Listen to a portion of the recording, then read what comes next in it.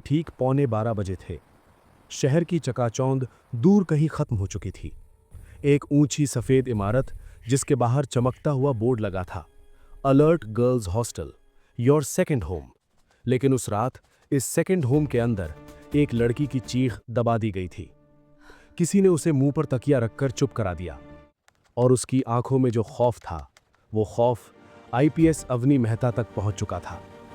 नमस्ते दोस्तों, मैं आपका दोस्त, आपकी आवाज आज लेकर आया हूं एक ऐसी कहानी जो सुनकर आपकी रूह कांप जाएगी और आपकी आंखें नम भी हो जाएंगी। ये कहानी है शहर की सबसे चमकदार गर्ल्स हॉस्टल की, और उस हॉस्टल में छिपे उस शैतान की जिसे कोई सोच भी नहीं सकता था। और इस शैतान को बेनकाब करने वाली हमारी हीरोइन आईपीएस अवनी मेहता की। तो चलिए बिना टाइम वेस्ट किए कहानी शुरू करते हैं। शहर का सबसे पॉश इलाका, चौड़ी सड़कें, लग्जरी कारें और बीच में खड़ी वो 7 मंजिला सफेद बिल्डिंग जिसे देखकर हर माँ बाप चैन की सांस लेते थे। हमारी बेटी सबसे सुरक्षित जगह पर है। लेकिन दोस्तों, सुरक्षा की ये दीवारें अंदर से खोखली थीं। हॉस्टल की वार्डन थी मिसेस मार्गरेट डिसूजा, उम्र करीब 48 साल। हमेशा साड़ी में, हमेशा मुस्कान लिए, लड़कियों को बेटा कहकर बुलाती। लेकिन उनकी उस मीठी मुस्कान के पीछे छिपा था एक पूरा ब्लैकमेल रैकेट। ये रैकेट कैसे चलता था? सबसे पहले छोटे शहरों से आई मासूम लड़कियों को टारगेट किया जाता, जिनके सपने बड़े हो, जिन्हें ग्लैमर की चकाचौंध अंधा कर दे। उन्हें पहले दोस्ती, फिर लालच, तुम्हें मॉडलिंग में ब्रेक दिलवाऊंगी, फिल्म प्रोड्यूसर से मिलवाऊंगी, फिर एक पार्टी, ड्रिंक में नशा, और जब लड़की बेहोश तब बनते थे वीडियो। फिर शुरू होता था ब्लैकमेल। अगर मुंह खोला तो वीडियो वायरल, अगर चुप रही तो हर महीने पैसे, और जब मन किया उन दरिंदों के पास जाना। कई लड़कियां टूट चुकी थीं, कई अंदर ही अंदर मर चुकी थीं। एक ने तो गले में फंदा भी डाल लिया था, पर केस दबा दिया गया। इन सब की खबर स्पेशल क्राइम ब्रांच की सबसे युवा अफसर आईपीएस अवनी मेहता तक पहुंची। अवनी, जिनकी उम्र अभी सिर्फ 31 साल थी, जिनके नाम से बड़े बड़े माफिया कांपते थे, जिनकी आंखों में सिर्फ और सिर्फ इंसाफ की आग जलती थी।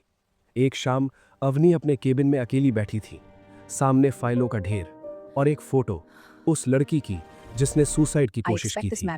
अवनी की आंखें नम थीं। उन्होंने फोटो को हाथ में लिया और धीरे से कहा, तुझे न्याय दिलवाऊंगी बेटा, चाहे कुछ भी हो जाए। उन्होंने तुरंत अपनी टीम बुलाई, लेकिन रिपोर्ट आई, मैम, कोई लड़की बोलने को तैयार नहीं, सब डर की वजह से चुप है। हॉस्टल की सिक्योरिटी इतनी टाइट है कि परिंदा पर नहीं मार सकता। अवनी ने गहरी सांस ली और फिर अपने सीनियर एसपी राणा साहब के पास गई। सर, मुझे अंदर जाना होगा। एसपी राणा चौंक गए। पागल हो गई हो अवनी? अगर तुम्हारी पहचान खुल गई तो? अवनी ने आंखों में आग भरकर कहा, सर, वर्दी पहनते वक्त मैंने कसम खाई थी कि मैं डर से नहीं, इंसाफ से डरूंगी। उन मासूमों को मेरी जरूरत है सर, प्लीज। एसपी राणा ने लंबी सांस ली और इजाजत दे दी। अगले 7 दिन आईपीएस अवनी मेहता गायब हो गईं और उनकी जगह आ गईं बरेली की एक साधारण सी लड़की अनन्या शर्मा। सादे कपड़े, दुपट्टा ओढ़े, आंखों में थोड़ा डर, थोड़ी मासूमियत। जब वो हॉस्टल के गेट पर पहुंची, उनका दिल जोर जोर से धड़क रहा था। नहीं, ये डर किसी गुनहगार का नहीं था, ये डर था कहीं पहचान न खुल जाए। मिसेस डिसूजा ने उन्हें गले लगाया। आओ बेटा, घबराओ मत, ये हॉस्टल तुम्हारा घर है, मैं तुम्हारी माँ हूँ। अवनी ने मन ही मन कहा, माँ, तुम तो उन बेटियों की कब्र खोद रही हो। कमरा नंबर 208, रूममेट रिया, जो बाहर से बहुत बिंदास थी लेकिन अंदर से टूट चुकी थी। पहली रात जब सब सो गए, रिया फूट फूट कर रोने लगी। अवनी ने उसे गले लगाया। क्या हुआ रिया? रिया बस रोती रही और बोली, दीदी, यहाँ कुछ ठीक नहीं है, मुझे यहाँ से जाना है पर जा नहीं सकती। अवनी का दिल पसीज गया।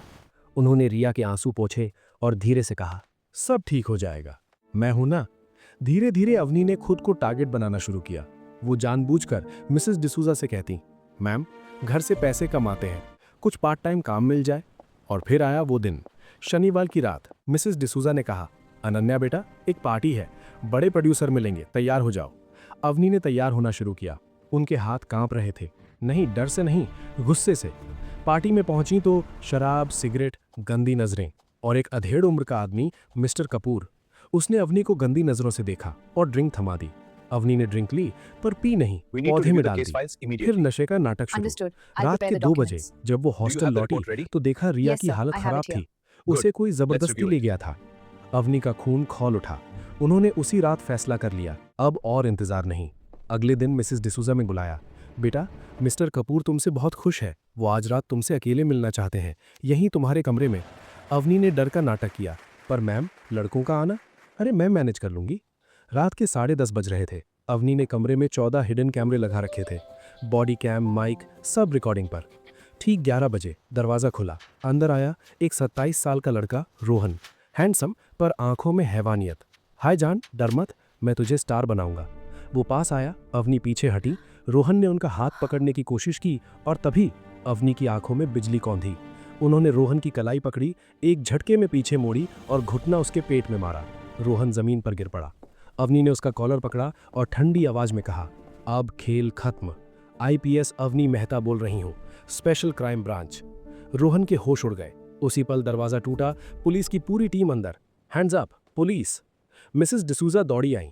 उन्होंने अवनी को वर्दी में देखा, उनके पैरों तले जमीन खिसक गई। ये नहीं हो सकता। Yes, we अवनी did उनके it! पास गई, This is धीरे से कहा, incredible! हो गया मिसेस डिसूजा, आपकी सारी गंदगी अब बाहर आएगी। पुलिस ने पूरे हॉस्टल में छापा मारा। Laptop, hard disk, pen drive, सैकड़ों लड़कियों के वीडियो, सब बरामद। रिया दौड़कर अवनी के गले लगी। दी, आप पुलिस हैं? अवनी ने उसे गले लगाया और आंसुओं के साथ कहा, हाँ बेटा, आज से कोई तुम्हें छू भी नहीं सकेगा।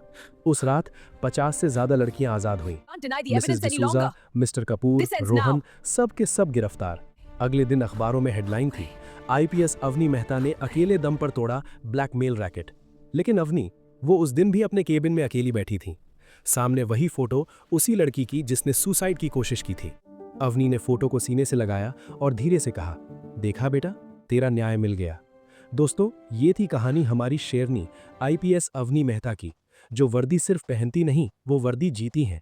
अगर आपको ये कहानी छू गई हो, अगर आपके अंदर भी एक अवनी जागी हो, तो इस वीडियो को लाइक करिए, चैनल को सब्सक्राइब करिए और कमेंट में ज़रूर बताइए, क्या आपकी नज़र में भी कोई अवनी है। मिलते हैं अगली सच्ची कहानी में। तब तक जय हिंद, जय भारत और हमारी बेटियों का सम्मान हमेशा बरकरार रहे। नमस्ते।